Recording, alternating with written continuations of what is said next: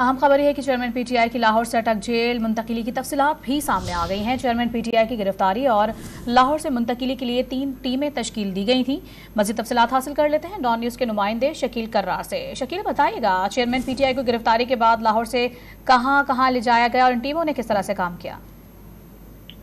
जी हाँ, बिल्कुल। इस हवाले से जराये के मुताबिक लाहौर में चेयरमैन पीटीआई की गिरफ्तारी के लिए SSP CIA Lahore captain retired Liaquat Ali की जिम्मेदारी दी गई थी, जिन्होंने गिरफ्तार करने के बाद डीआईजी ऑपरेशन लाहौर नासिर रिजवी के हवाले किया और डीआईजी ऑपरेशन लाहौर की सरकारी टीम जो है साबिक पीटीआई चेयरमैन को लेकर कोर्ट भवन पहुंची। तो कोर्ट भवन में मोटरवे पर इस्लामाबाद के एसएसपी ऑपरेशन मलिक जमीर जफर मौजूद थे और उसके बाद उनके हवाले किया गया। और इस दौरान में तमाम एहलकारों और अफसरों के जो है मोबाइल फोन इस्तेमाल करने पर पाबंदी थी, बल्कि उनसे मोबाइल फोन ले लिए गए थे।